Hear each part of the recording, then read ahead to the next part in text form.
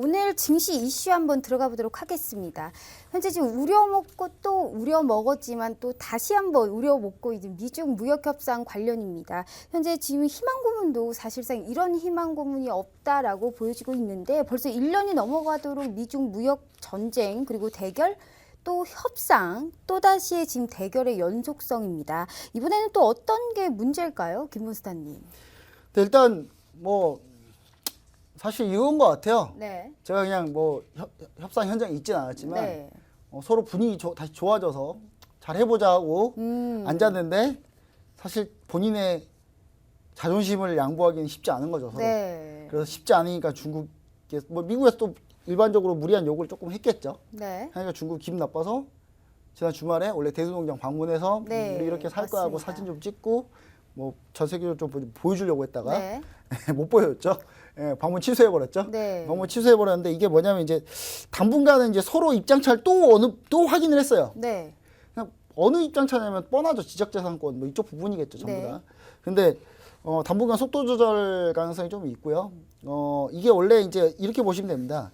그 북한 비핵화 협상이랑 미중 무역 협상이랑 네. 공통점이 있어요. 아, 뭘까요? 일괄 타결, 빅딜 가느냐, 스몰딜 가느냐. 네네. 그럼 중국이 원하는 건 뭐냐? 스몰딜이에요. 아, 미국이 원하는 건 빅딜이고. 근데 지금 스몰딜 타결 기대감이 좀 낮아진 거죠? 스몰딜 타결 기대감이 낮아진 거에 보다는 미국이 스몰딜 하는 제스처를 취하고 뭔가 스몰딜이지만 트럼프 대통령이 재선하기 위한 빅딜인 것처럼 포장할 만한 그런 걸 원했는데 네네. 그게 사실 중국이 봤을 때는 이거 빅딜이잖아 이거 이렇게 된 거죠. 네. 북한 비핵화 협상도 그거죠. 북한도 일괄 타결 빅딜을 원하지 않고 스몰딜로 단계적으로 가는 걸 원하니까 둘 다 맥락적으로는 비슷해요. 둘 다 비슷하기 때문에 그렇게 이해하시면 되고 일괄 타결이냐 단계적 협상이냐 중요한데 북한 비핵화 흐름이랑 약간 비슷합니다. 그래서 10월 초중순에 고위급 협상이 아마 지속될 거로 뭐 이번에 완전히 뒤 돌아서고 두 번 다시 안 봐 이렇게 가지는 않았으니까 네. 이번 제가 봤을 때 10월 초중순 한 10월 10일 정도 뭐 이때쯤 될 것 같아요. 네. 그때 이제 고위급 협상 추가적으로 한 번 더 할 건데 그때를 좀 봐야 될 것 같습니다. 그 협상을 좀 봐야 될 네네. 것 같고 중국 같은 경우도 좀 더 이상 이제 뒤로 빼긴 쉽지 않은데 미국은 트럼프 대통령이 쉽지 않다는 건 이미 다 이제 얘기를 드렸고요. 네. 재선 때문에라도 뭔가 결과를 내야 되는데 중국도 부양책만으로 6%대 성장을 유지하기가 쉽지 않습니다. 그래서 결국은 중국은 스몰딜을 원하고 있기 때문에 네. 중국은 버티기만 하면 되잖아요. 네. 그러니까 당장 경제 성장이 6%대를 지키기는 해야 되겠지만 중국은 조작을 해서라도 데이터를 6%로 만들 수 있어요. 네네. 그러니까 제가 중국 사람들을 무시하는 거나 막 절대 그런 건 아닙니다. 네. 지금까지 해온 걸 드린 거예요. 중국은 네네. 경제 성장률 6%라 그래서 그 6% 액면가 그대로 믿는 경우는 거의 없어요. 네네. 그래서 제가 봤을 때는 중국도 6%는 어떻게 유지할 수 있기 때문에 중국이 결국 약간 원하는 방향 미국이 조금씩 스몰딜로 가고 트럼프 대통령이 애초에 이번 협상 때 원했던 빅딜처럼 보이는 스몰딜 요거를 조금 보고 있는데 결국은 스몰딜 쪽 의견이 좀 모아질 가능성이 좀 있지 않나. 뭔가 결과를 조금이라도 내고 네네. 가야 되니까 네. 네, 저는 그렇게 보여집니다. 네, 알겠습니다. 그렇다면 지금 미중 무역 협상 진전 또는 결렬에 맞춰서 이 각 상품별 대응 전략이 좀 어떻게 보면 될까요? 이게 사실상 지난번에도 좀 점검을 하긴 했는데 이렇게 할 때마다 좀 이렇게 좀 다시 점검을 하는 게 좋을 것 같습니다. 어떻게 봐야 될까요? 네, 일단 스몰딜로 우리가 좀 생각을 해볼게요. 스몰딜로 생각을 해보면 일단 지수 나스닥 그 해외선물 차트로 그냥 볼게요. 네. 예, 해외선물 차트로 보시면은 스몰딜로 했을 때는 지금 이제 스몰딜 얘기가 나오니까 밑에가 하방이 지지대잖아요. 그래서 네. 지지대 이것도 그냥 이렇게 보시면 될 것 같습니다. 전반적으로 이게 이제 하도 사골 국물처럼 우려먹어가지고 네. 더 이상 사골 국물이 안 나와야 되는데 지금 안 나오고 있어요. 조금씩 네네. 덜 나오고 있어요. 국물이. 그래서 지금 급등하는 그런 모양새에 뭔가를 던져주진 않아요. 왜냐하면 네. 다시 중국하고 협상 좋다고 할 때 오르는 폭이 겨우 이 정도예요. 겨우 이 정도 폭밖에 못 올랐거든요. 그래서 겨우 작은 폭밖에 못 올랐기 때문에 이제 더 이상 요걸로 뭐 스몰딜일 경우는 급등보다는 약간 전반적으로 하방만 지지해주는 정도 네. 이렇게 보시면 좋을 것 같고 당연히 협상 깨지면 밀리겠죠 지수는. 협상 깨지면 밀리니까 아주 상방으로 많이 볼 필요는 없다는 거예요. 딜은 불가능하다. 중국이 자존심상으로 하지도 않을 거고 네. 중국 같은 경우 경제 상황이 아주 나빠져야 되는데 아주 나빠져도 충분히 속일 수 있는 정부예요. 이 정부는. 그래서 예, 데이터를 속일 수 있는 곳이기 때문에 제가 봤을 때는 중국 같은 경우는 일단 빅딜 시간만 끌면 트럼프 대통령이 빅딜 안 한다는 생각이 있습니다. 그래서 재선 임박하면은 빅딜 못하겠죠. 시간에 쫓기는 건 트럼프 대통령이니까요. 네, 그래서 맞습니다. 이제 제가 봤을 때는 어느 정도 빅딜은 불가능하고 오일하고 지수도 뭐 여와 같은 흐름, 오일도 요가 같은 네. 흐름이라고 보시면 좋을 것 같습니다. 그리고 스몰딜로 갈 경우 조금씩 이제 풀리는 경우 네. 그때를 우리가 시나리오 예상해 보면 달러와 악세 압박하고 위안화 약세 둘 다 지속돼서 결국 중립이에요. 네. 딱히 뭐 이렇게 방향성을 탐색하기는 좀 쉽지 않다 뭐 이렇게 보여지고 우리나라 증시 종목으로 따지면은 네. 우리나라 증시 종목으로 따지면은 당연히 지수가 미중 무역 협상이 잘 되면 오르겠죠. 네. 잘 안 되면 그건 다 알고 있는 사실이에요. 다 알고 있는 안전자산 선호심리냐 위험자산 선호심리냐에 네네. 따라 다르니까. 그럼 이제 우리가 종목별로 전략을 짤 때는 하웨이 말고 뭐 특별하게 이슈는 있지 않을 것 같아요. 제가 볼 때 화웨이가 90일 제재 유예 조치 받았는데 네. 이제 한 달 반 뒤면 이제 또 돌아와요. 제재 유예 조치 종료가 그때까지 좀 보셔야 됩니다. 그러니까 화웨이가 제재를 받느냐 안 받느냐에 따라 삼성전자가 더 가느냐 못 가느냐, 그다음 네. 부품주들 더 가느냐 못 가느냐가 갈리기 때문에 그 부분 하나 종목으로 영향을 이슈가 있다. 그래서 아직까지 좀 먼 상황 얘기니까요. 지수 점검 정도로만 생각하시면 좋을 것 같습니다. 알겠습니다. 자, 지금 두 번째 이슈로 넘어가 보도록 하겠습니다. 지금 내일 한미 정상회담 앞두고 있습니다. 지금 문재인 대통령이 현재 뉴욕에 도착한 상태인데 단일 화두는 지금 북한의 비핵화 진척 여부겠습니다. 이 경협주들이 그래서 그런지 오늘 급등세를 보여준 종목들이 있었습니다. 이 부산산업 그리고 좋은 사람들 또 이 밖에 철도가 언급되면서 급등세 보였던 대아티아이도 시세가 좀 좋았었는데요. 그래서 지난주 이 시간에서 경협주 추가 상승이 가능하다고 좀 얘기해 주셨습니다. 이 과연 경협주들의 운명은 좀 어떻게 될지 우리 김보스타님께서 제시해 주셔야 될 것 같습니다. 예, 지난주에 이제 경협주도 추가 좀 봐야 된다 이런 얘기 들으셨죠. 근데 네. 이제 내일이 이제 한미 정상회담이죠. 네. 내일 한미 정상회담인데 일단 스몰 딜하고 이것도 똑같아요. 스몰 딜을 원하고 있어요. 북한도 네네. 스몰 딜 환영한다 분명히 네. 얘기했습니다. 주말 동안에 북한이 스몰 딜 환영한다 그래가지고 분명히 경협주 오늘 오를 거라는 걸 아셨어야 돼요.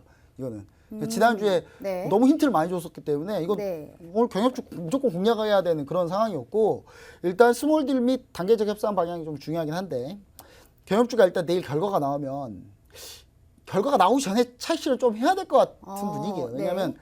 지금 현재 분위기로는 좋을 거겠지만 네. 그리고 그 반영해서 지금 오른 것도 있고 네. 반영이 덜 된 부분도 분명히 있습니다. 그럼 이제 리스크를 일단 피하기 위해서는 일부 경협주 들고 계신 분들은 좀 일부 차익실은 좀 해주면 좋을 것 같고요. 네. 그 다음에 나머지 비중만 좀 들고 계시는 게 차라리 낫다. 저는 이렇게 좀 얘기 좀 드리고 싶고 그 다음에 빅뉴스가 나올 경우 네. 경우 테마주보다는 실적주 그다음에 실질수혜주 좀 보자. 아. 빅뉴스가 나오면은 왜 그쪽을 보냐? 차트를 보시면 아시겠지만 부산산업 어떻게 따라갈 거예요 이거? 아마 네네. 내일 아침에 나올 건데 아마 네. 갭으로 떠버릴 건데 갭으로 떠버릴 빅뉴스 나서 갭으로 떠버릴 거기서 위에서 꼭지 잡는다. 네. 성공할 수도 있습니다. 근데 실시간 대응을 우리 TV에서 제가 진짜 몸만 가능하고 팍스인제 TV에서 여건만 해준다면 네. 제가 보면서 계속 떠들 수도 있어요. 근데 네. 그럼 부산산업 제가 얘기 드리겠어요. 근데 네. 예, 그러지 못하니까 우리가 실질수익이 어차피 우리 이거 체크해 보셔야 됩니다. 자, 독일이 통일하고요. 네. 독일이 통일됐을 때 독일 전 업종이 3배씩 올랐어요. 아. 그러니까 굳이 지금 당장 안 잡아도 잡을 네. 거 많다. 빅뉴스가 나올 때는 그러면 실적 관련주 이런 테마주보다는 실적주 그다음에 실질 수혜주 쪽으로 좀 따라가야 되는데 네. 그럼 그게 도대체 뭐가 있냐라고 물어보시면은 네. 지난주에도 얘기했지만 다시 한번 얘기드리겠습니다. 동아지질. 동아지질. 이건 기본적으로 제가 계속 드리지만 네네. 지금 현재 크레센도 에쿼티 파트너스 미국 사모펀드가 이거 지분 샀다고 했잖아요. 지분 네. 샀기 때문에 기본적으로 실적도 좋아서 가는 거예요. 이거는 실적도 좋아서 가는 거고 그 다음에 인디에프. 자 개성공단 관련주 위주로 좀 보자. 네. 좋은 사람도 마찬가지고요. 개성공단 관련주인데 인디에프가 그나마 좀 더 실적이 괜찮아요. 좋은 사람들보다. 네. 예. 그리고 대아티아이는 저도 동의합니다. 대아티아이 네. 동의하는데 대아티아이 그동안 물려 계신 분이 너무 많으니까 오늘 제가 이거 가지고 계신 분은 한 분한테 그랬어요. 7,200원에 일부 차익실현 하셔라. 아. 네. 오늘 7,120원이거든요. 내일 어떻게 될지 모르니까. 물론 내일 좋은 얘기 나오면 급등하겠죠. 네. 근데 그 배팅이잖아요, 거의. 이분이 비중이 너무 많으셔가지고 7,200원에 좀 줄이셔야 되는데 오늘 아. 뭐 7,120원에 끝났다고 자랑하는 거 아닙니다. 네. 자랑하는 거 아니고 일단 그래도 대응은 이렇게 하는 게 차라리 낫다. 대아티아이도 좀 눌릴 때 근데 다시 보자. 저 이렇게 좀 얘기 드리고 싶고 오늘 저희가 좀 봐야 될 게 한전 기술. 한전 기술. 자, 원전 관련주인데 비핵화 프로그램 나올 가능성이 높거든요. 네. 비핵화 프로그램 나올 가능성이 만약 빅뉴스 나온다면 비핵화 네. 프로그램은 당연히 네네. 눈이 돌아가겠죠. 그럼 그동안 안 간 경협주 중에 뭐가 있냐? 원전 관련주죠. 원전 관련주가 당연히 다시 또 부각될 가능성이 있으니까 네. 이런 걸 아이디어식으로 좀 찾아야 된다. 근데 한전기술 오늘 너무 많이 올랐죠. 네. 근데 배당 생각하면 좀 밀릴 때 다시 보자. 뭐 이런 얘기 좀 드리고 싶습니다. 네, 알겠습니다. 자, 이제 이렇게 좀 종목까지 좀 알아봤고요. 이번에는 좀 한미 동맹을 조금 더 강화하기 위해서 우리 정부가 좀 노력할 것이다라고 하던데 사실상 지소미아 종료에 따라서 좀 약간 한미 동맹 우려가 좀 일각에서 좀 제기가 되고 있지 않습니까? 그렇기 때문에 일본 수출 규제에 따른 국산화 그리고 애국 테마 관련주들도 좀 영향을 받을까요? 어떻게 보시나요? 네, 뭐 지소미아 종료 관련해 가지고 한미 정상회담 이슈는 뭐 별로 없을 것 같아요. 왜냐하면 네. 잘 생각해 보세요.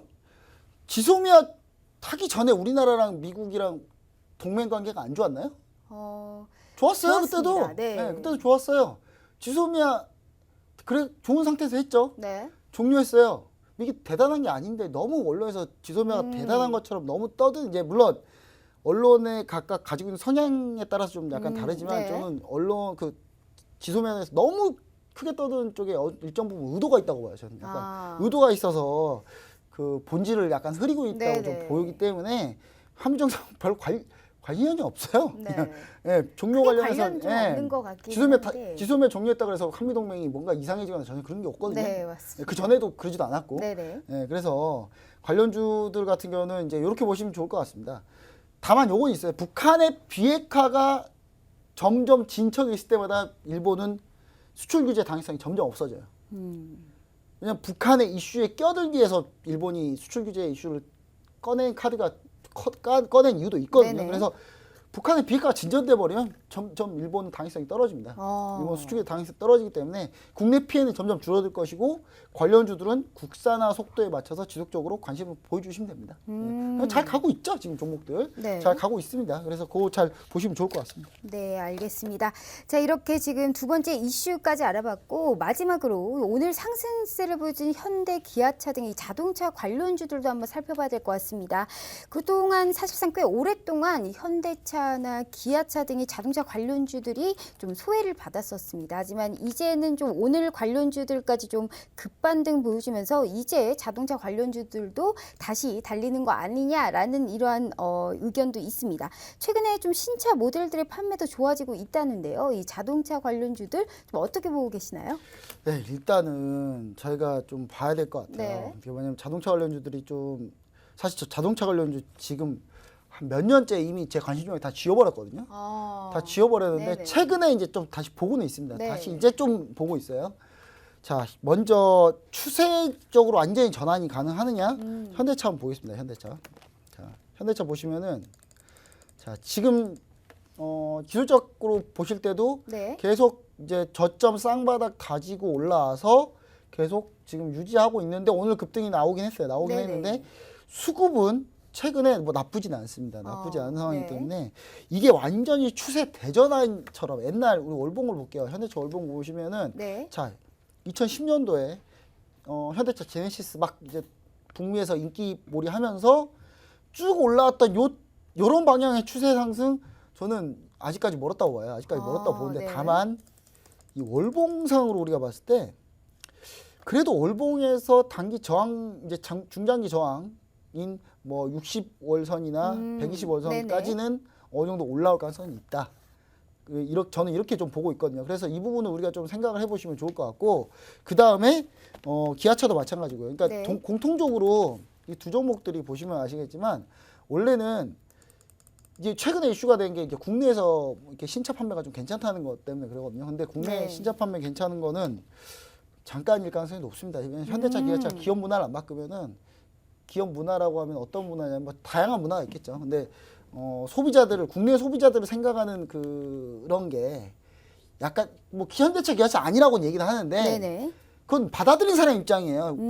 현대차, 기아차를 소비하는 국민들의 입장에서 봤을 때는 네. 현대차, 기아차가 변했으니까 차라리 돈 더 주고라도 외차 산다는 분위기잖아요. 네. 그러니까 그럼 받아들인 입장에서 현대차, 기아차가 대응을 해야 되는 거예요.